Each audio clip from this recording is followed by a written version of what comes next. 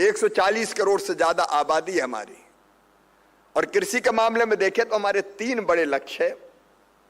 Number 1, देश की खाद्य सुरक्षा को सुनिश्चित करना। आज हम खाद्यान्न के लिए दुनिया के दूसरे देशों पर निर्भर नहीं रह सकते। तो एक, खाद्य सुरक्षा सुनिश्चित करना, दूसरे, किसान की आजीविका सुनिश्चित करके उसकी आय बढ़ाना, और तीसरा, पोषण युक्त आहार उसको उपलब्ध कराना। ये 3 हमारे बड़े लक्ष्य, और इनको लेके जो हमने रणनीति बनाई है 6 सूत्रीय: उत्पादन बढ़ाना, उत्पादन की लागत घटाना, किसान को पसीने की कीमत मिल जाए इसका इंतजाम करना, भगवान ना करे लेकिन फिर भी खेती जलवायु पर निर्भर है, मौसम पर निर्भर है, नुकसान हो जाए तो उसकी भरपाई भी हो जाए। इसी साल पंजाब में, उत्तराखंड में, हिमाचल में बाढ़ के कारण, अतिवृष्टि के कारण बहुत नुकसान हुआ। लेकिन इसके साथ साथ एक और है, कृषि का विविधीकरण, डाइवर्सिफिकेशन बहुत जरूरी है। मैं उसमें अभी विस्तार से नहीं जाऊंगा। और एक चिंता हम सबके मन में है। अभी मुझे रास्ते में शाही जी बता रहे थे कि पिछले कुछ वर्षों में उत्तर प्रदेश में लगभग 30 लाख मीट्रिक टन उर्वरकों की खपत बढ़ी है। मुझे जो आंकड़े बता रहे थे, हर साल 4-5 लाख मीट्रिक टन फर्टिलाइजर की आवश्यकता बढ़ रही है। ये बढ़ती हुई आवश्यकता वास्तविक है या फिर रामलाल डाल रहा है तो श्यामलाल को भी उतना ही डालना है? मिट्टी में जरूरत है कि नहीं है, माटी कैसी है, इसको देखे बिना डाले जा रहे हैं।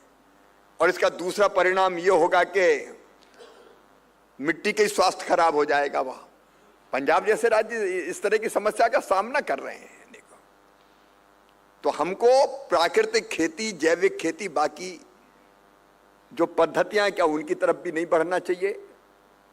इन सब चीजों पर डाइवर्सिफिकेशन का मतलब यह भी कि केवल गेहूं चावल नहीं, हमको फल भी चाहिए, सब्जियां भी चाहिए, औषधि खेती भी चाहिए, बाकी चीजों का इंतजाम भी करना है। तो इसलिए डाइवर्सिफिकेशन की तरफ भी हम बढ़ें, उस पर विचार करें। एक तो सबसे महत्वपूर्ण चीज है इन सब के लिए बीज। बीज आधार है हमारा। अच्छे बीज चाहिए, जलवायु के अनुकूल बीज चाहिए। हमारा नेशनल सीड कॉर्पोरेशन से लगा के राज्यों के बीज विकास निगम तक अलग अलग, आईसीआर ने तो लगभग अभी पिछले 10 सालों में ही 3400 किस्में अलग अलग बीजों की तैयार की है। अलग अलग कंडीशंस के लिए अलग अलग तरह के बीज। तो इन बीजों का बेहतर उपयोग और उसकी उपलब्धता। अब हम खरीफ के बारे में बात कर रहे हैं। इस साल एक समस्या का हमको और सामना करना पड़ सकता है।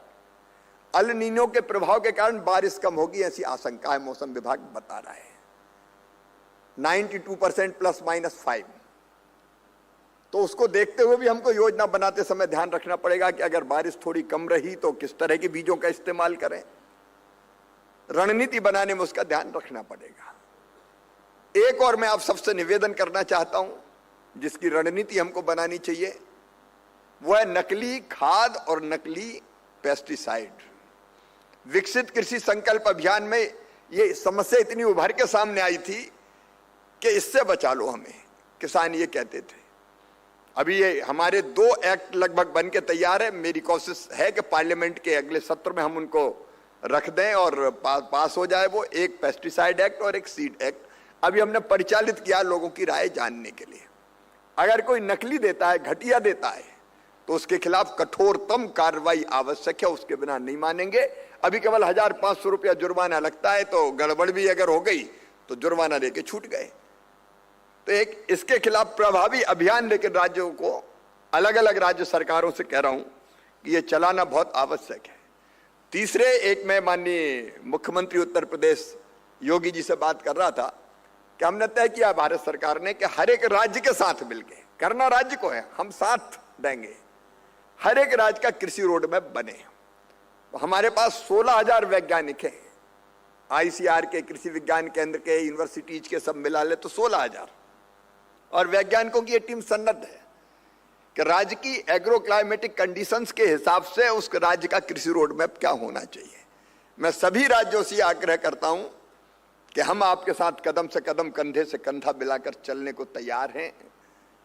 आप पहल करें, मैं भी आपसे संपर्क करूंगा और अपने राज्य के कृषि का रोड मैप हम बनाए मिलकर, क्योंकि जब तक लक्ष्य तय नहीं होगा और लक्ष्य की पूर्ति के लिए हम रोड मैप नहीं बनाएंगे और वो रोड मैप बना के मेहनत से उस पर चलेंगे नहीं, तब तक हम पूरी तरह से खेती और किसान दोनों का भला नहीं कर पाएंगे।